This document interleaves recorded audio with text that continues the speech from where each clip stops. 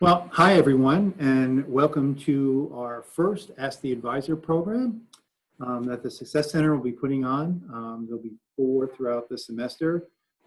That's at least our hope.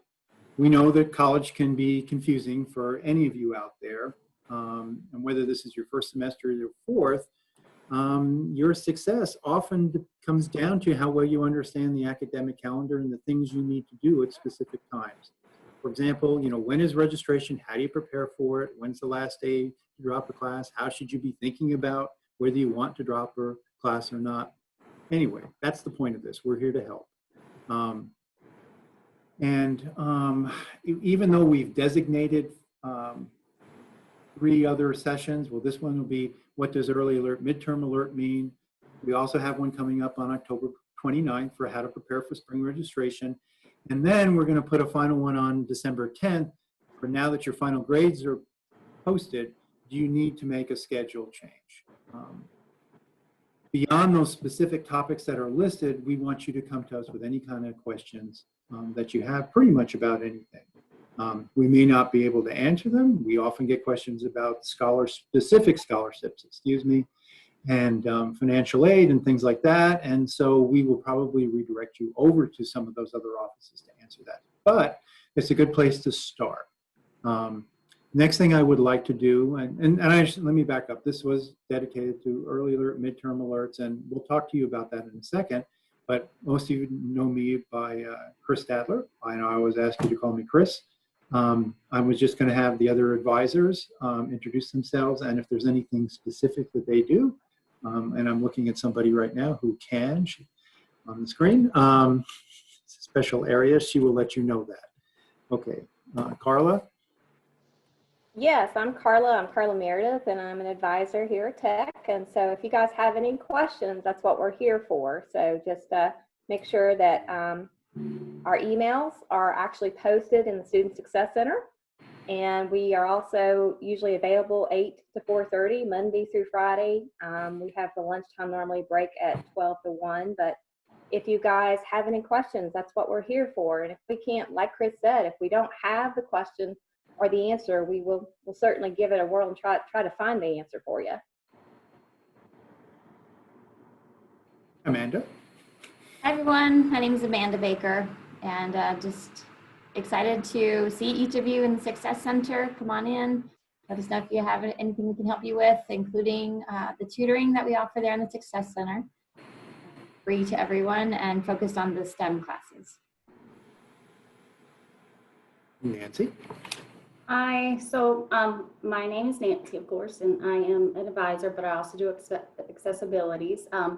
And I just want to echo what everyone said before. We are a good starting place for any questions that you have. If we don't know, we definitely will refer you. We'll give you email addresses. We'll tell you where the office is located at, but we're all here to help. And so we're just going to get started on some questions that we have for this session. And I'm going to go ahead and be the person that asks the questions, and the advisors will answer. So the first question is why are students asked to report to their advisors once early alerts have been posted? Okay, I'll take that one. So what happens is that all your instructors have put in either an early alert grade. Usually it's a attendance issue maybe, or you're not doing as well as you should be, or passing enough of your quizzes or exams. Same thing for a midterm alert. The registrar's office gets a list of students, and then they send us a list of our advisees, everyone who's listed under our name. And I know one of the other questions about is knowing who your advisor is. And so I'm going to kind of deal with 2 at the same time.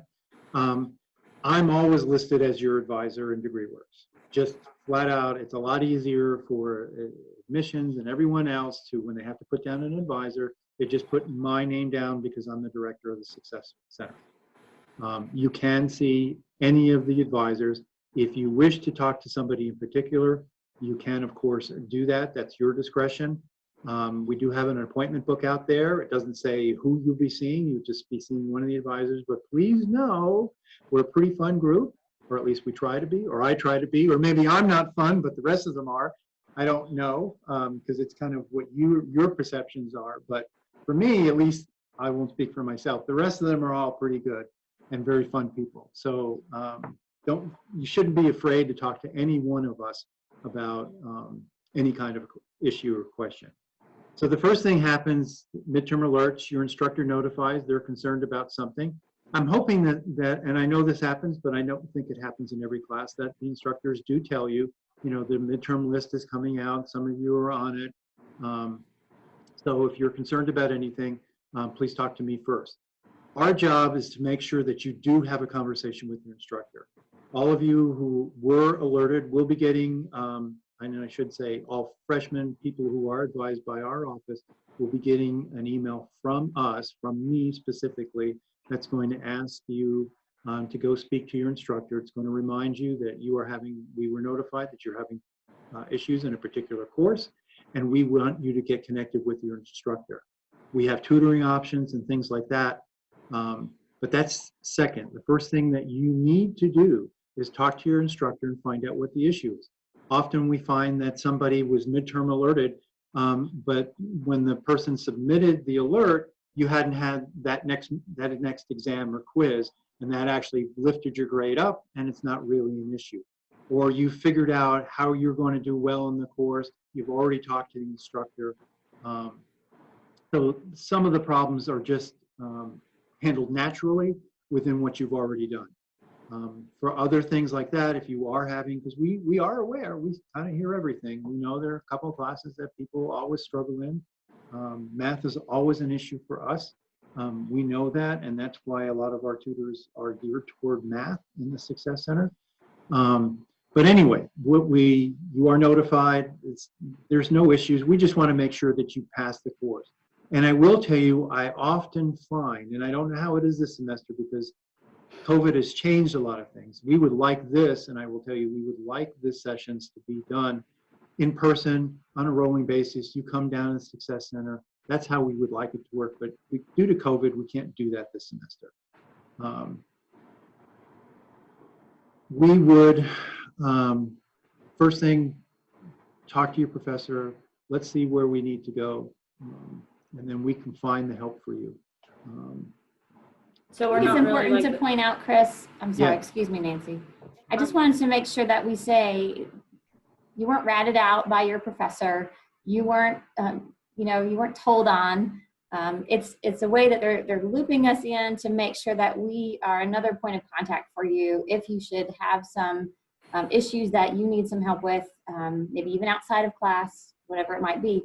But having a place to come and talk and know that it's a safe place to come in, and certainly speaking with Nancy would be a confidential, point of contact as well. And let me just add to that. All I will say, they did ratchet out, but It's not a bad thing. we're not the principal's office, but the right? motivation behind it is to help you.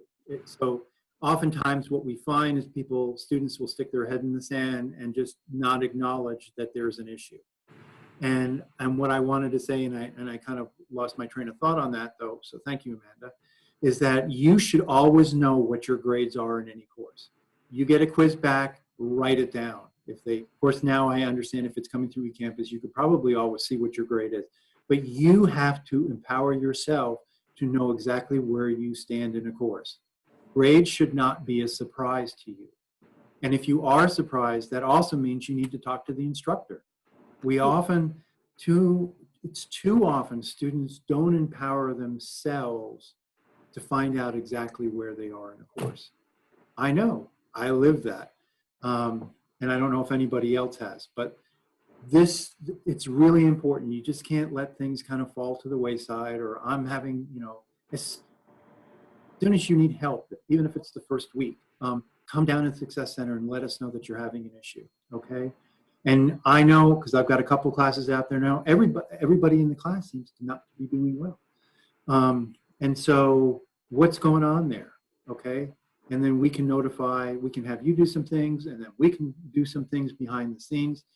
The whole point of this is to make sure that you know that we have a bunch of people that are interested in your success. And that's the other thing. The very fact that you're watching this video means that you are interested in your success. There's plenty of students out there who are not interested and never going to be interested in their own success. So they're not going to pay attention. You are, so we know we can help you, because you have to meet everybody halfway. Okay.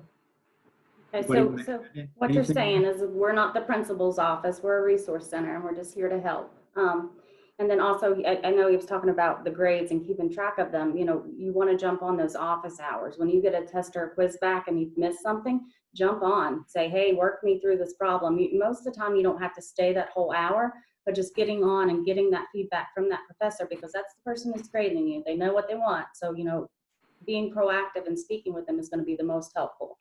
The next question is do I need to make an appointment to see my advisor? And I know that things are different now with COVID, so probably we'll talk about that, and then just how it normally is when COVID is gone. So whoever wants to address that. Carla. Okay, sure. Like I was saying earlier, you know, our office hours that here at Student Success, and I'm not sure if everyone knows where we're at, but we are actually located in the Learning Commons. As soon as you walk through the door, it's right there to your left. You'll see a large sign, so you can't miss us. And we actually have an appointment book there set up. Now, no, you don't have to have, so to say, an appointment. You can walk in, and if we're available, that's what we're there for. We are normally there from 8 to 4:30. There's always someone there. And then, like I said, we usually just take a break from noon to 1. But with the COVID stuff going on, we try to at least have one advisor during that duration of time.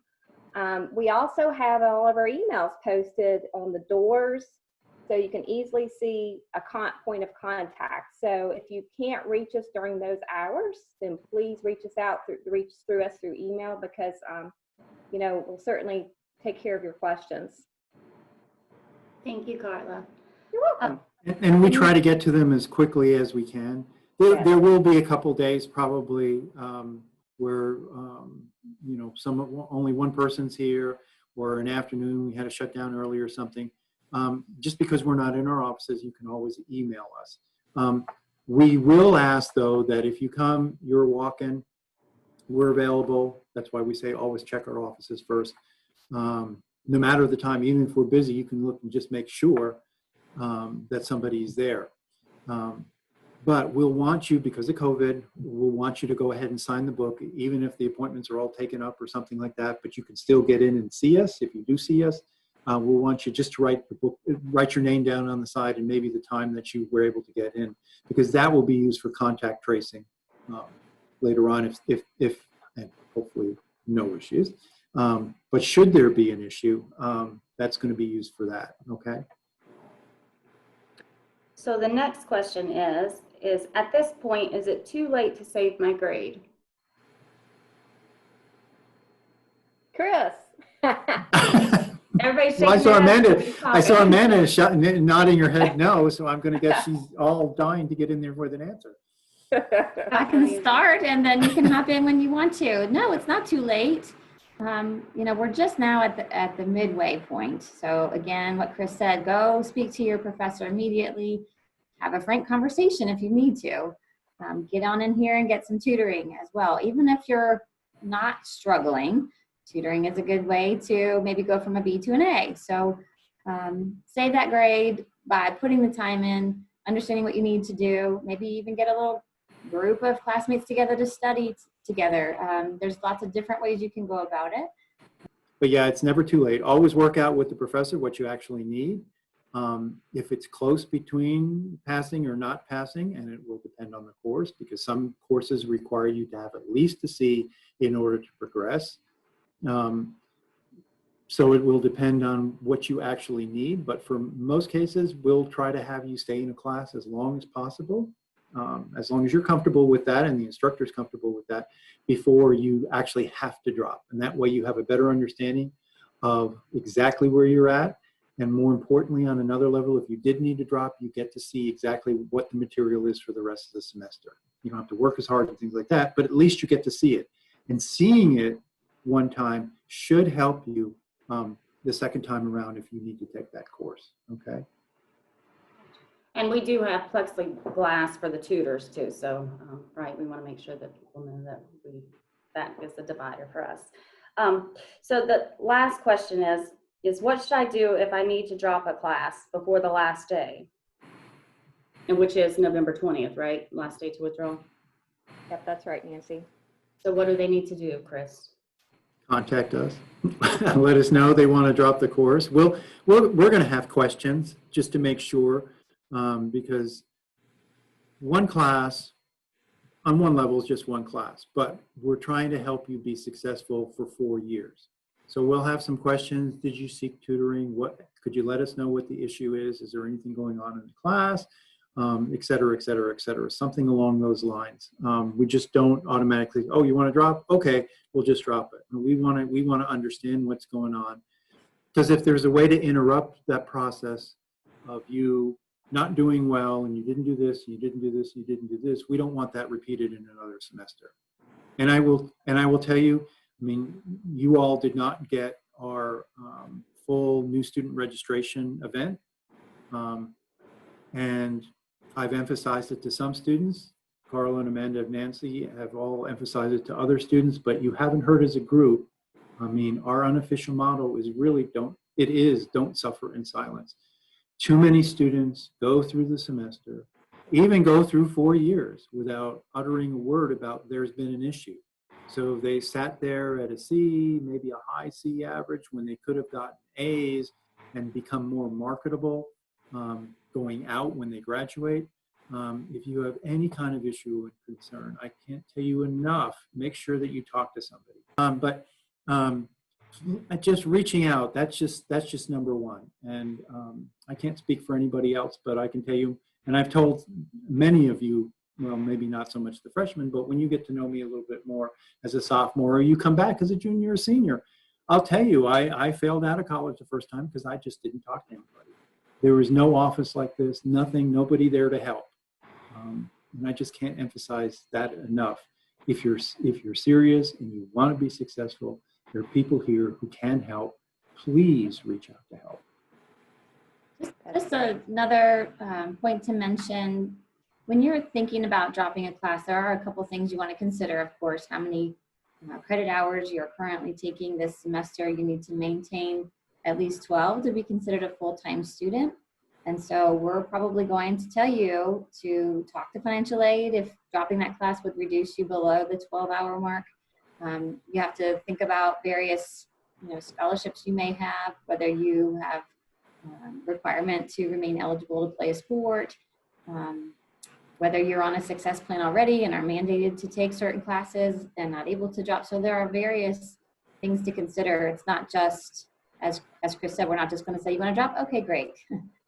Expect questions and expect us to refer you to financial aid as well. Carla, was there something else you wanted to add? Oh, no. No, I think one thing too, we just kind of maybe want to, we're blessed when it comes to being a small campus.